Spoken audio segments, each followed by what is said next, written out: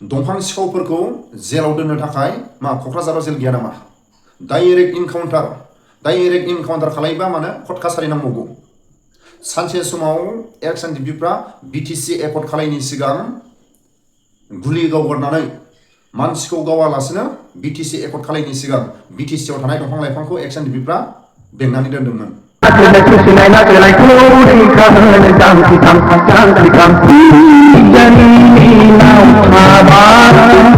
फिसाला सासेल' होननानै जों नोंखौ बेसेबां दावदाव हमदोंमोन, नाथाय नों फिसानिफ्राय बे उजिगासेयाव जों जेबो आसाखौनो खालामजायाखिसै। हारिनि फिरफिलाखौ जोथोन लाखिनानै जों दिनै एटेनशन फायर। सर, आपको जानकारी है कि 1950 से पूर्वोत्तर में ट्राइबल मूवमेंट जो हुए थे, इसमें आज़ादी के बाद 50,000 से ज़्यादा लोग की जान गंवाई है सर। जय भवानी जय, जय भवानी जय। अबाया आनाव दंफालाय आइनाव मानसिखौ गाव नुनो मोना, दाय थाब्लानो गाव नामा दाथ' बानायनाय आं हरदों, दाथ' बे बानायनाय फेब्रिकेसन खालामबाय जे माने गावलायदोंनो। खुनु फरेस्टजों गावलायनाय, खुनु माने 2 नम्बरनि मानसिफ्रा गावलायनाय बा दंफां लाइफांफ्रा गावलायनाय बिदि जों खुनु खोनाफेराखै, जाफेराखै। बिदि घटना जायोब्ला गावखौ बासायनो थाखाय डिफेन्स खालामनो थाखाय बे बाथ्राखौ बुंबाय थायो, बानायो। दा बानायबाय बे माने गावलायदों होननानै एक्सुवेलि जायनाखि रिपर्ट मोनदों गावलायाखै, आरो जायफ्रा 7 मानसि खारनांगौ जों लोगोआव दङ बिसोरो डिटेल्स बुंबाय, बिसोरबो जों खबर मोनदों।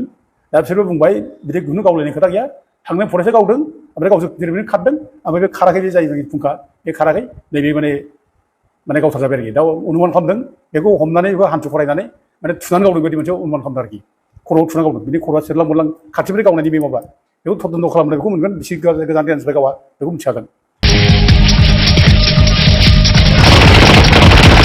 भिडिअनि फुटेजाव खोनाखाबाय, जोबोद बाख्नायथाव। प्रमद बर' सारा बिटिआर दफानि सायाव गोख्रों बिबुंथि लाखिनाया जोंनि बर' हारिनि थाखाय जोबोद बाख्नायथाव। आरो लोगोसे तिनसुकिया डिब्रुगड़ दैबाना, सांग्रां जा, जोंनि बर' हारिनि गेजेराव सांग्रां जा। दैबाना लोमदों, 10-15 दिन जालांबाय, लामा लामा बादा खोबनानै थानो गोनां जादों। नाथाय पार्टिनि मिटिं, कंग्रेस बिजेपिनि मिटिं 1 घन्टा आधा घन्टानि थाखाय कौटि कौटि थाखा गारनानै पेन्डेल बानायो। नाथाय जोबोद दुखुनांथावना, हरखाबै दैबाना जानाय, हरखाबै 5 मिनिट 10 मिनिटनि गेजेरावनो सिलिंखार न' बां, बै रायजो राजाफोरखौ मोजां अबेबा बादा खोबनानै दोननो हायैया जोबोद दुखुनांथावना। बिनि थाखायनो जोंनि बर' हारिनि गेजेराव खौसे जा। जोंनि बर' हारिनि साखाथि फाखाथि भुटान दं, नेपाल दं, ओरै चाइना दं, अरुणाचल दं।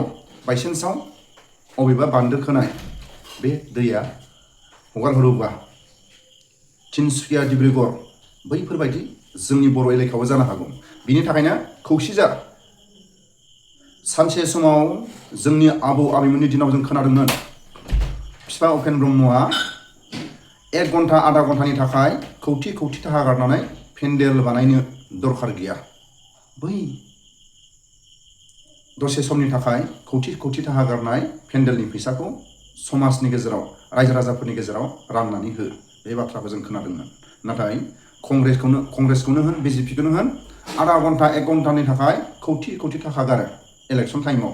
दैबाना, दैजों हरखाबै सिलिंखार खालाय जादों तिनसुकिया डिब्रुगड़। नाथाय बै रायजो राजाफोरखौ मोजां बादा खोबनानै दोननो हायैया बे जोबोद लाजिथावना। जोबथारनायाव फंसे बाथ्राखौ आं रायजो राजाफोरनिसिम आं फोरमायो। बिटिसि एकर्ड खालायनि सिगां बिटिसिआव थानाय हाग्रा बंग्रा दंफां लाइफांखौ सानसे समाव एक्सन डिपिफ्रा होबथादोंमोन। जायफोर दंफां सिखाव गोजौजों गुलि गावगारनानै जायफोर दंफां सिखावफोरखौ होबथादोंमोन एक्सन डिपिफ्रा बै समाव। नाथाय दिनैनि समाव जायफोर बिटिसिआव थानाय सोरबा बिपिएफ, सोरबा इउपिपिएल, बिथांमोनखौ गाज्रि मोननानै लाब गैया। जायफ्रा डिपार्टमेन्टआव दं, जायफ्रा डिपार्टमेन्टनि जायफोर दैदेनगिरि, बिथांमोना बै सासे मानसिखौ 10 जन 20 जन आखायाव हाथियार लानानै बेंनानै हमनो हागोन हाया? बै दंफां सिखाव जायफोर दंफां हाफायदों, जुदि फरेस्ट डिपार्टमेन्टनि डिउटिया गोख्रोंबा दंफां फांसेखौ माबोरै हाफायनो हाखो? आरो दंफां फांसेखौ हाफायनानै थुख्रा थुख्रा खालायनानै दंफांखौ हाखावनो हाखो? बे माब्रै स्ट्रं डिउटि होननानै जों गनायनो हागोन? सोरखौबा गावनोबा सोरखौबा सालायनोबा स्ट्रं, दंफां फांसे फबाय, दंफां फांसेखौ थुख्रा थुख्रा खालायबाय, दंफां फांसेखौ हाखावबाय, बेसे टाइम नांगौ? नाथाय बे दंफां फनाय टाइमाव हमनो हायासै, दंफां हाखावनाय टाइमाव हमनो हायासै। सोरनिबा आखाइ दं नामा? डिपार्टमेन्टनि सोरनिबा आखाइ दं नामा? बै दंफां सिखावफोरखौ बेबायदि माव होननानै बिथांमोनखौनो थांनानै आरो गावहैनाय सोरनिबा आखाइ दं नामा? सांग्रां जा। जोंनि बर' हारिनि गेजेराव खौसे जा। BTC आव थानाय जायफोर फरेस्ट डिपार्टमेन्ट, दिनैनि समाव सोरबा दंफां सिखावखौ 10-12 जना जुदि बेंनानै बे सासे सानै दंफां सिखावखौ हमनो हायाबा मा डिपार्टमेन्ट? सोरबा BPF नि दैदेनगिरि, सोरबा पार्टिनि दैदेनगिरिफोरखौ गाज्रि मोननानै लाब गैया। जायफोर डिपार्टमेन्टनि दैदेनगिरि बिथांमोना गोख्रों जानांगोन। बिथांमोना गावनि गोसो बायदि खामानि मावोबा, रायजो राजाफ्रा सांग्रां जायोबा, बिथांमोननि न' थांनानै, बिथांमोननि अफिसाव थांनानै आसि थुनानै बाथ्रा बुंनो गोनां जागोन। बिथांमोनखौ न' थांनानै, अफिसाव थांनानै रायजो राजाफ्रा आसि थुनो गोनां बायध'था जागोन। टेबोल सौनानै बाथ्रा बुंनो गोनां जागोन। सोरबा डिपार्टमेन्टनि थाखाय, सोरबा हाग्रामानो, सोरबा जायफोर खुंथायाव थानाय बे गाज्रि मोनजानाय खामानिखौ अबेबा डिपार्टमेन्टनि दैदेनगिरिफ्रा दामाव, सोरनिबा थुनलायनायाव दामाव, आरो आखाइ दङबा, दंफां सिखावफोरजों आखाइ दङबा सारेन्डार जा। के बहुत सारे क्लोजेस है जो बहुत इंपॉर्टेंट है सर सिक्स शेड्यूल के लिए, वो अभी तक इम्प्लीमेंट नहीं हुआ है सर। 2020 में बोडो शांति समझौता हुए थे और ये समझौता को भारत में वर्तमान के समय में सबसे सक्सेसफुल मॉडल माना जाता है पीस बिल्डिंग प्रोसेस में। और उस समझौता भारत सरकार के माननीय गृह मंत्री जी की उपस्थिति में 2020 27 जनवरी में दिल्ली में हुए थे। इस समझौते के बाद 4600 हमारे जो भाइयों हथियार लेके लड़ रहे थे, वो लोग मूल धारा में, मेन स्ट्रीम में आ गए थे सर। उस एकॉर्ड में जितना भी क्लोजेस है, some of the major clauses has been already implemented. मैं भारत सरकार को धन्यवाद देना चाहता हूँ। लेकिन इस एकॉर्ड के बहुत सारे क्लोजेस है जो बहुत इंपॉर्टेंट है सर सिक्स शेड्यूल के लिए, वो अभी तक इम्प्लीमेंट नहीं हुआ है सर। आपको जानकारी है कि 1950 से पूर्वोत्तर में ट्राइबल मूवमेंट जो हुए थे, इसमें आज़ादी के बाद 50,000 से ज़्यादा लोग की जान गंवाई है सर। बोडो मूवमेंट में we have lost more than 3000 of our brothers and sisters sir. ये जो मूवमेंट है, ये संविधान के अधिकार के लिए थे। ये मूवमेंट अपने लैंग्वेज, कल्चर, आइडेंटिटी के प्रोटेक्शन के लिए थे। लेकिन उस मूवमेंट में कई घटनाएं हुई हैं जो भारत के लिए बहुत दुखजनक है। और उस मूवमेंट के हल करने के लिए जितने भी मूवमेंट ग्रुप्स थे, भारत सरकार से सीरीज ऑफ डिस्कशन हुए हैं और बहुत सारे एकॉर्ड हुए हैं सर। तो ये एकॉर्ड, कोई एकॉर्ड इम्प्लीमेंट हुए हैं, लेकिन कोई एकॉर्ड अभी तक इम्प्लीमेंट नहीं हुए हैं सर। सर आपको जानकारी है, पूर्वोत्तर में अभी भी हालात कोई स्टेट में अच्छा नहीं है, अभी भी वायलेंस हो रहा है। हम लोग चाहते हैं सर पूर्वोत्तर में इलीगल वेपन फ्री हो, पूर्वोत्तर 100% शांति हो। हमारे माननीय प्रधानमंत्री जी पूर्वोत्तर को अष्टलक्ष्मी नाम दिया है। हम सब लोग चाहते हैं सर पूर्वोत्तर में 100% पीस हो। हम लोग अभी यहाँ खड़ा है सर, हमारे जैसे जो नौजवान हैं, जो मोर देन 3000 बोडो समाज से वो लोग मरना पड़ा, और बहुत उसका गोल्डन जो समय थे यूथफुल के और स्टूडेंट लाइफ के, ये लोग जो है जंगल में उसका टाइम देना पड़ा, उनको मूवमेंट करना पड़ा। तो सर अभी एक ही सर प्रमोद जी, सिर्फ 3 मिनट का समय होता है, आपका पूरा हो चुका। प्लीज, नो, nothing is going on record. आङो बे घटनाखौ दहायसो मिथिदों। जाथाया जादों 28 तारिखआव, 28 तारिख बेलासिनि समाव जादों। ओमफ्राय घटनाखौ 29 तारिख दहायनि बावैसो आं खबर मोननायानो जे फरेस्ट डिपार्टमेन्टआ सासे फुंखा बसुमतारी होननाय बारा बैसो जायाखै, गथ' सासे गोनां, हाबा जानायाबो 5 बोसोरल' जादों, बेखौ गावथारदों। बे बाथ्राखौ आं खोनादों। खोनानाय लोगो लोगोनो आं खोब गाज्रि मोनदों, दुखु मोनदों। आं खबर लाहरदों मारै जामारदों। दा जों जा खबर मोनो, जोङो अथेन्टिक खबरखौ जों एक्जाक्ट खबरखौ जों बांसिन जों मोनो आरोखि। जों फेब्रिकेटेड खबरखौ जों मोना। दा जों डिटेल्स खबरखौ जों बांसिन जों मोनो। दा जों गामिनिफ्राय खबर लायोब्ला गामिनिफ्राय खबर मोजां खबर होयो। आरो लोगोसे जायनाखि रिपर्टारफोर, बिसोरनिफ्रायबो आं खबर लादों, बिसोरो मोजां रिपर्टिंखौनो होयो। बेफोरबायदि खबरखौ आं लानानै नायबाय दहाय, जे जा फरेस्ट डिपार्टमेन्टआ फुंखा बसुमतारी गावदों, बेखौनो खोब अननाय जादों निन्दा खालामनायाव मुगथावथाव आरो बे जघन्य खामानि बेखौ मुगैनांगौ। दा आं मिथिनाय बादिब्ला फुंखा बसुमतारिया हाग्रायाव थांदों, बे दंफां लायदों जानो हागौ बियो, बेखौ बयबो स्वीकार खालामदों जायगा मानसिया। खिन्थु बे जे दंफां लायदों, दंफां लायग्रा बेहाबो अयभास दं, बेबो नङा, बेबो नङा। दंफां दुलिबारि मावग्रा बेबो नङा। बे लोगोफोरजों थांदों, दंफां लायदों, बेबो नंगौ जानो हागौ। खिन्थु बेबायदि होननानै दंफां लायदों होननानै नोङो बे मानसिखौ गावनांगौ अबे आयेनाव दंफालाय? आयेनाव मानसिखौ गावनो मोनो नङा, दाय थाब्लानो गावो नामा? दाथ' बानायनाय आं हरदों, दाथ' बे बानायनाय फेब्रिकेसन खालामबाय जे माने गावलायदोंनो। खुनु फरेस्टजों गावलायनाय, खुनु माने 2 नम्बरनि मानसिफ्रा गावलायनाय बा दंफां लाइफांफ्रा गावलायनाय बिदि जों खुनु खोनाफेराखै, जाफेराखै। बिदि घटना जायोब्ला गावखौ बासायनो थाखाय, डिफेन्ड खालामनो थाखाय बे बाथ्राखौ बुंबाय थायो, बानायो। दा बानायबाय बे माने गावलायदों होननानै। एक्सुवेलि जायनाखि रिपर्ट मोनदों गावलायाखै, आरो जायफ्रा 7 मानसि खारनांगौ जों लोगोआव दङ बिसोरबो डिटेल्स बुंबाय, बिसोरबो जों खबर मोनदों। दा बिसोरबो बुंबाय बिदि खुनु गावलायनाय खोथा गैया, थांनाय फरेस्टआ गावदों, ओमफ्राय गावसोर जेरैबायदि खारदों, ओमफ्राय बे खाराखै, बे जाय फुंखा बे खाराखै, नैबे माने गावथार जाबाय आरोखि। दा अनुमान खालामदों बेखौ हमनानै, बेखौ हान्थु फरायनानै माने थुनानै गावदों बायदि मोनसे अनुमान खालामदों आरोखि। खर'आव थुनानै गावदों, बिनि खर'आ सेरलां मोरलां खाथिनिफ्राय गावनायनि बे माबा, बेखौ तदन्त खालामनाय बेखौ मोनगोन, बिसि गोजान निफ्राय गावा बेखौ मिथिखागोन। दा बाथ्राया दुखुनांथावा बेनो जाबाय जे जोङो बेबायदि घटनाखौ जों आगोलावबो मोनदों। जे प्रमद बर'नि समाव जे थांनाय बे गियानफुरावनो 2022आव हेमन्त नार्जारिखौ गावबाय, एखेबारे हमनानै गावदों, बेखौ एखेबारे हमनानै गावबाय। साइकेलजों थुगासे दंफां लाबोदोंमोन, 500 थाखा फरेस्ट डिपार्टमेन्टनो होदों, 500 थाखा फरेस्ट डिपार्टमेन्ट होननानै बे दंफांखौ लाना फैदों, बुरजाफोराव लाना फैदों। खिन्थु लामायाव बेखौ सोरांसि सासे इयुनजोनि मानसिया आनअथराइज भाबै बे फरेस्ट डिपार्टमेन्टनि सिलायखौ लानानै राइफलजों गावहैबाय, खर' माने थुनानै। बेसेबां अननाय बे, बेसेबां इलिगेल बे, बेसेबां इनजास्टिस बियो, सोर हुकुम होदों बेनोलाय? दा मा जाखो माने बिसारा माबा बिसार मोनदों? बिसारथ' मोनाखिसै। दा सिखाव दंफां खावग्रा होननानै नैबेखौ माने दाय होनानै फोजोबबाय। दा दिनै फेमिलिया मा अबस्थायाव दं? सोरबा खबर लादों? बर'नि बे दानि बिटिसिनि जायनाखि नेताफोर खबर लादों? बेखौ खबर लायाखै। बिनि फिसाफ्रा बोरै थांनानै दं, मा अबस्थायाव दं, खबर लादों? बेखौ सिखाव साजायनानै बेखौ ओरैबायदि गाज्रि मोनसे माने माबाजों भिक्टिम खालामना होबाय। दा बिसोर दायानो जेबो गैया। IOI नि न' TOI नि न' लुनो थांदों, दंफां थुख्रा लादों, बेनो गावथार जाबाय। आइनाव बिदि दं। आरो बे माबाबो गावथारबाय, बे थाख्लायदियाव थांनानै बे माबाखौ सासे बर' मानसि, बेबो हाबा जा, बेबो बारा गोबाव जायाखै, फिसा दं, लेखा फरायफुनाय गथ' दङ, बेखौ गावथारबाय।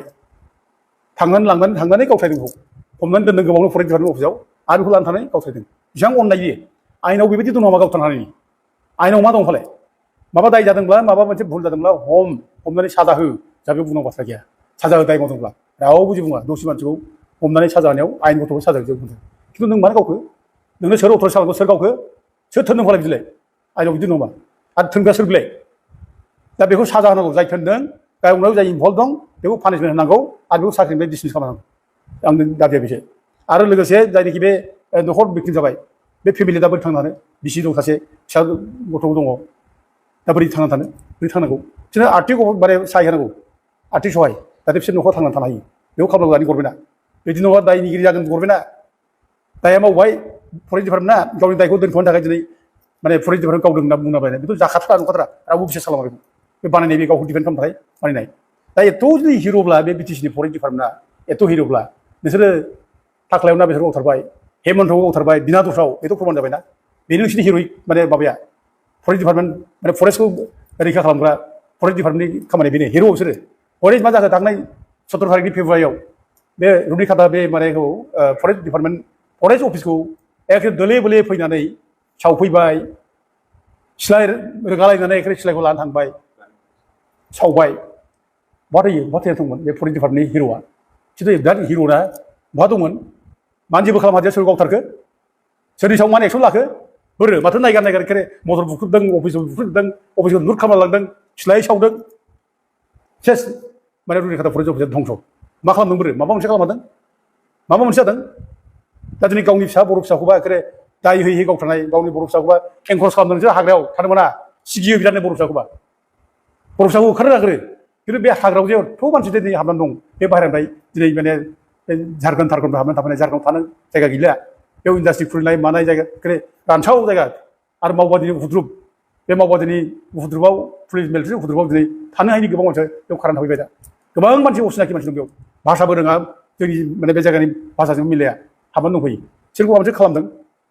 थांनाय 17 तारिखनि जायनाखि घटना फरेस्ट बुथुमनाय, बिनि उननिफ्राय गथ' रायजो राजाफ्रा बुंदोंमोन जोंबो बुंदोंमोन जेसेबां इलिगेल भाबै बाहेरानिफ्राय हाबनाय थाबाय दं बिसोर आइडेन्टिफाइ खालाम बेखौ अनेक थाबनो आइडेन्टिफाइ खालामनाय सिनाक्तकरन खालामनाय बिसोरखौ थाबनो इभिक्सन खालाम होखार होनना बुंदोंमोन मा खालामदों बोरै मा खालामखो माबायदि खालामदों जेबोथ' खालामाखै बरं बिसोरनो ना हा होनोसो बेस्थ' दा हासो नांगौ बिसोरनो हासो नांगौ बेनो जाबाय जोंनि सरकारा बेनो जाबाय जोंनि फरेस्ट डिपार्टमेन्टनि माने हिर'इक स्पिरिटआ बेनो जाबाय मा खालामखो बोरै बे 2000 माने जायनाखि 6 जायनाखि फरेस्ट डिवेलप्स एक्ट बे आयेनखौ इमप्लिमेन्ट खालामनानै जों हादों बेखौ इमप्लिमेन्ट खालाम बे 2006 जायनाखि फरेस्ट राइट्स एक्टनि जायनाखि माने धारा बे धारा बादि इसिबां नन ट्राइबेल मानसि दं बाहेरायाव हाबनानै थानाय बिसोरखौ माने इभिक्सन खालामहर होखार जों बेखौ बुंदों आरो बर' फिसाफोर बे जायगानि थागिबि फिसा 6 शेड्युला जोंनिनो बे जायगानि जों फिसा हाग्रा बंग्रा थाहैबाय सोरबा बेखौनो एडजास्ट खालाम सोरखौबा बेखौ होखारनाय बाथ्रा बुंबाय थायो बेखौ सिगिबाय थायो 2006 सिम बर'फ्रा जायफ्रा दंखायो थाबाय थानो हो आरो सोरबा जुदि बिदि भारा जुदि सोरबा दंब्ला बेखौ एडजास्ट खालाम 2010 सिम